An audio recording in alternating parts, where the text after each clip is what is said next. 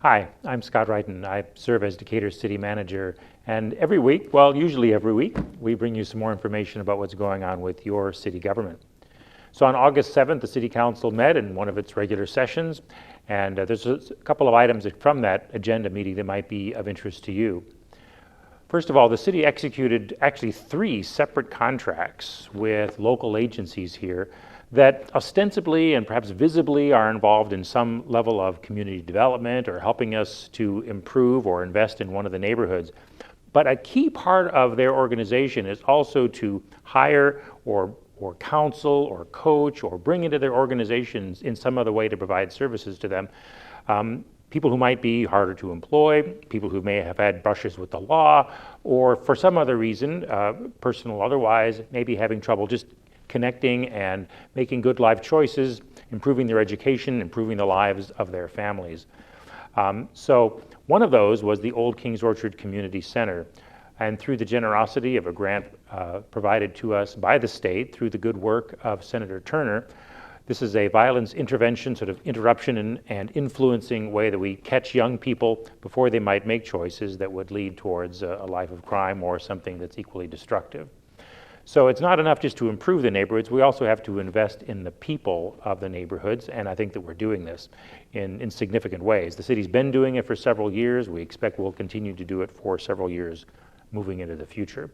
And that I think is just the nature of how we need to do economic revitalization. It's not, while the city is probably obviously the lead agency in improving the physical infrastructure, roads, streets, infrastructure, even buildings, we need assistance from our partners here in the community to invest in the civic infrastructure, in the spiritual infrastructure, in the personal infrastructure of their lives. And I think these and many other contracts that have come before it and after it are demonstration that the mayor and city council are making those investments and hopefully moving the needle.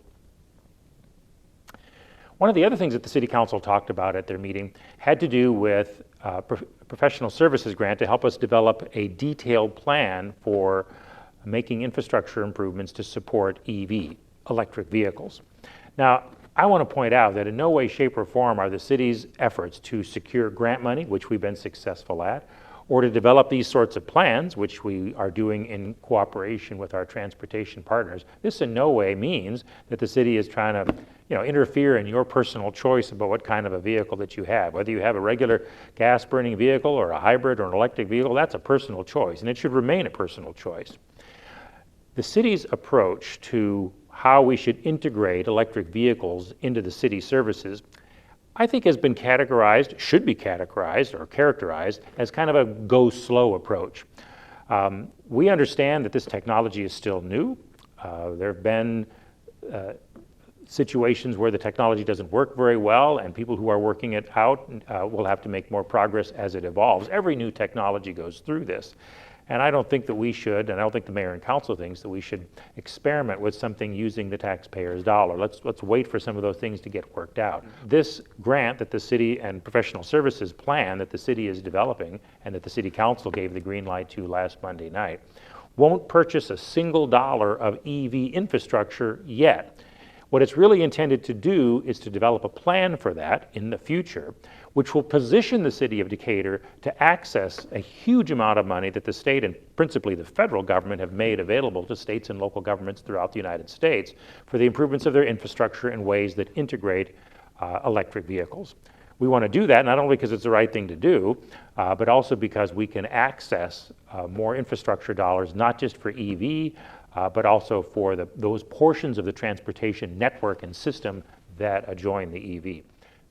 Finally, I want to talk a little bit about something called tax increment financing. This is kind of a term of art in local government, but basically what it means is that we are proposing to create a district in the central part of the city to serve as an inducement or incentive to developers who might be able to put a new investment into a shopping area like Fairview Plaza or into an older building downtown like the Citizen Barnes building or any number of other development areas that for the last several years, in fact several decades, have not seen the kind of redevelopment that everybody wants to see.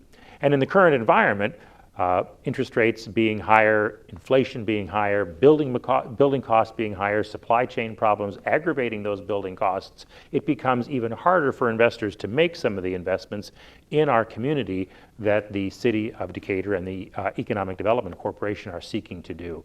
And so we need more incentives, and a tax increment financing district is one of the key and I think one of the most effective incentive tools that local governments in Illinois can use. And so we are proposing to do that. It takes several months of public hearings and discussion with the public, with other taxing bodies, and an analysis of what the plan is. It'll take probably till the end of the year for us to complete that. So you'll hear more about it. But it's really part of an overall effort, an overall urban planning effort to not only improve some of the urban core areas, but also to develop areas, even if they're not in distressed neighborhoods, that need this kind of an incentive in order for them to develop. I look forward to giving you more information not only about that, but a lot of other issues going on with your city government in the videos that come in the weeks ahead. Thanks for tuning in.